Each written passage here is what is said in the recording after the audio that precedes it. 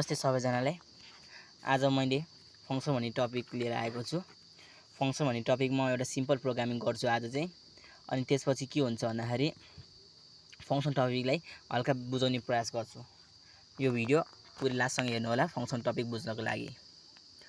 अब सुरुवातमा म आज त्यस फंक्सन टपिक बुझ्नको लागि एउटा प्रोग्रामिङ गर्छु। पहिला यो सिम्पल हुन्छ, जस्ट सम गर्ने प्रोग्रामिङ हो। Write a program to sum the given number using function। है त यो सम गर्न त सबैलाई आइहाल्छ, तर म यहाँ केबाट गर्दैछु भन्दाखेरि फंक्सनबाट युज गरेर सम निकाल्न गइरहेको छु। इन्क्लुड हेरेर फाइल लेखौँ। पहिला हेडर फाइलमा लेखेँ हैन त, incl इन्क्लुड हेरेर फाइल लेखेँ। यसपछि void main भनेको यो भनेको फंक्सनमा चाहिँ हामीले के भनेर बुझौँ भन्दा यो भनेको सबसे मेन हो, यो भनेको हेड अफिस हो भनेर बुझौँ हैन। इन्टिजर के लिउँ भन्दाखेरि a भन्ने लिउँ, b भन्ने लिउँ अनि c भन्ने लिउँ। इन भेरिएबल भनेपछि abc लिउँ। त्यसपछि अब के गर्छौँ भन्दाखेरि हामी printf enter any number, दुईटा नम्बर चाहिन्छ सँगै, enter any two number।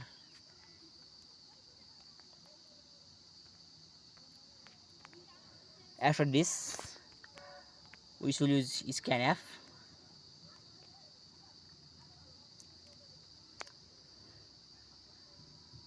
Main function of the scanf is to read the input data given by the user, as well as it will save the given data in a, ampersand a and ampersand b। ampersand a र ampersand b मा चाहिँ यसले store गर्ने पनि काम गर्छ। So अब एडिसनको लागि के लिउँ? So c is equal to addition भित्र के राखौँ त a र b भनेर राखौँ।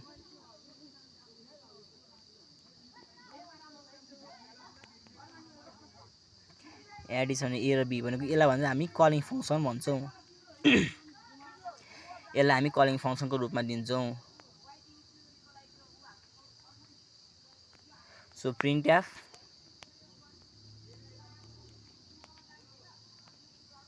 /n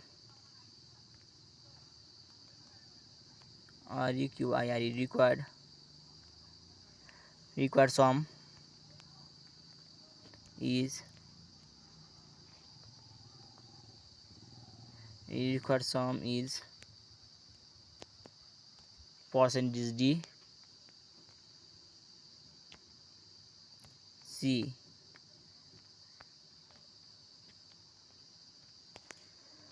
अब यसपछि के हुन्छ इन्टिजर एडिसन। म पहिला सरल प्रोग्राम गर्छु, यो सिम्पल एडिसन हो है। त्यसपछि म मेन आजको टार्गेट भनेको चाहिँ म फंक्सन बुझाउन प्रयास गर्छु। इन्टिजर x लियौँ, integer y, integer x, integer y,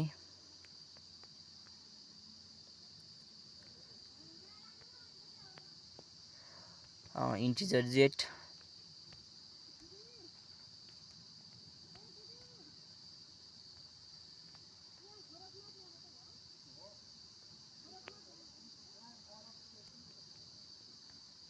z is equal के हुन्छ भने x + y लियौँ भनेको यसले सम डिस्प्ले गर्छ।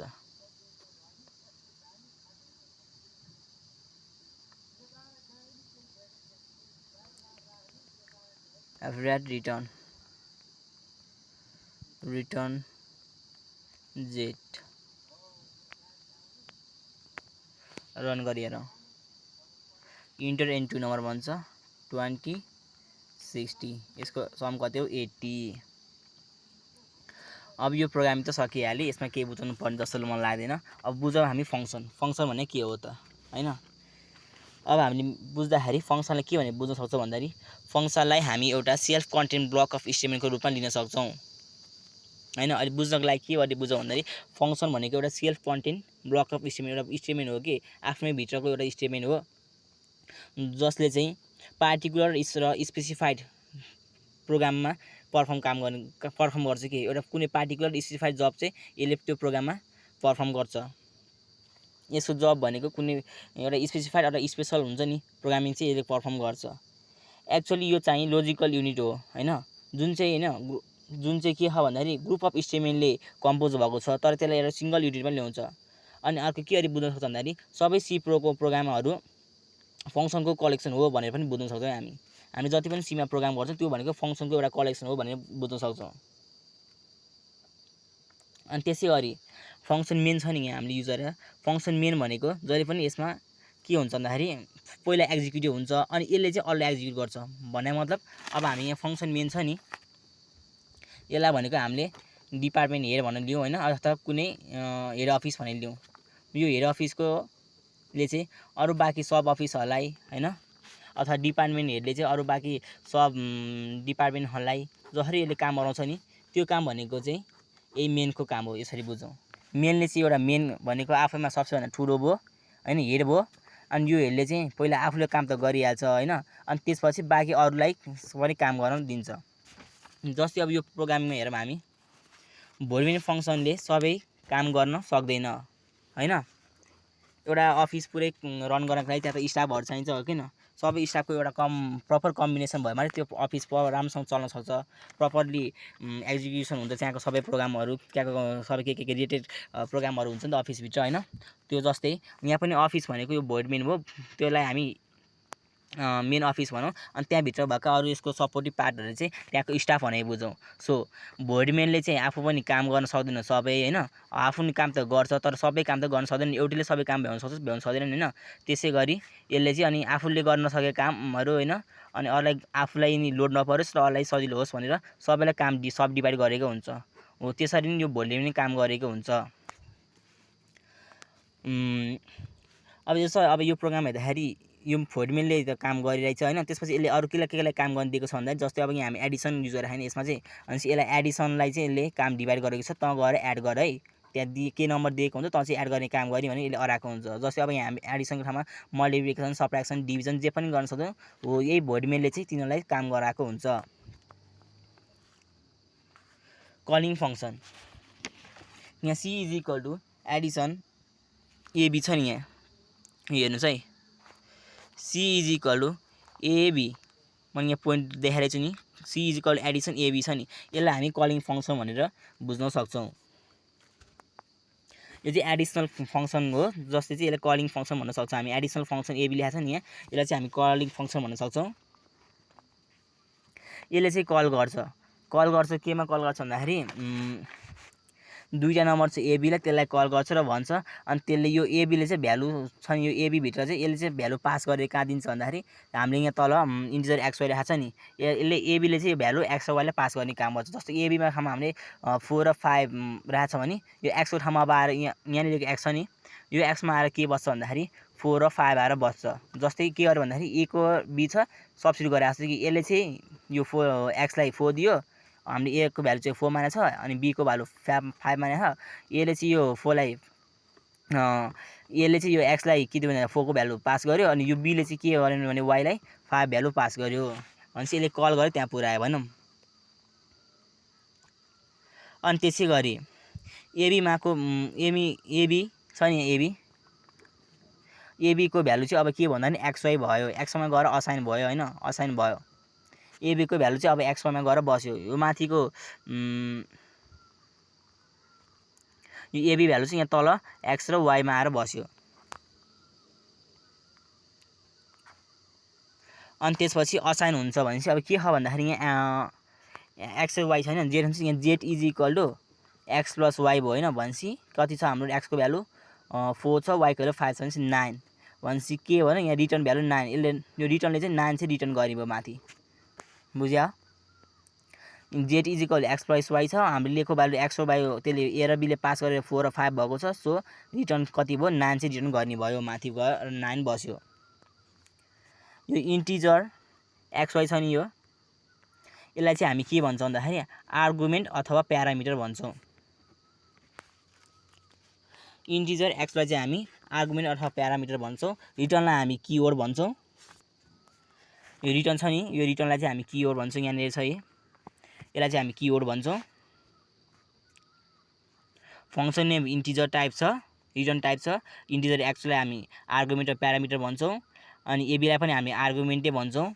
यो एक्स वाई र एबी भनेको एउटै हो भन्न सक्छौँ। यो भनेको प्यारामिटर हो अथवा आर्गुमेन्ट हो।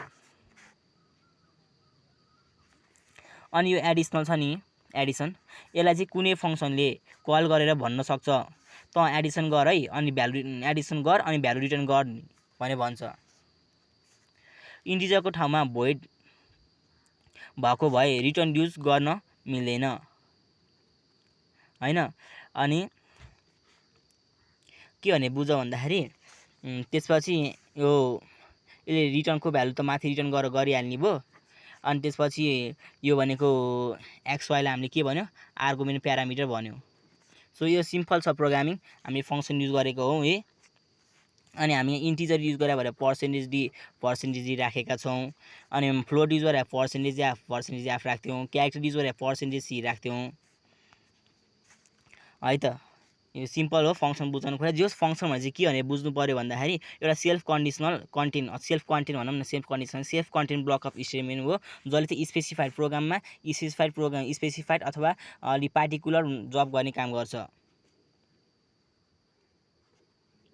अनि यो मेनको काम भनेको चाहिँ यसले चाहिँ कल गर्ने काम मात्र हो। यसले अरू फङ्सन सब फङ्सनहरूलाई कल गर्छ। हेड अफिसको डिपार्टमेन्टको हेडले अरूलाई कल गरेर के भन्छ भने ल यो काम गर है तिमीहरू चाहिँ भने जस्तै यसले पनि यसलाई कल गर्छ। जस्तै यहाँ एडिसन छ हामीले के कलिङ फङ्सनमा, अनि एडिसनले कल गर्छ। अनि कल गरे कहाँ हुन्छ भने यो एडिसन इन्टिजर एक्स वाई छ नि, हाम्रो कलिङ फङ्सन चाहिँ इन्टिजर एबी छ, यहाँ एक्स वाई एबी छ। अनि यो चाहिँ कल गरेर चाहिँ रिसिभ गर्ने चाहिँ एक्स वाई हुन्छ। अनि यसलाई काम गराउँछ यसले एडिसन भोइडमेनले चाहिँ। अनि के गर्छ भन्दाखेरि एडिसन भइहाल्यो, यसको भइहाल्यो, फ्लोटको भइहाल्यो। फ्लोट युज गरेर चाहिँ पर्सेन्टेज एफ युज गर्छौँ।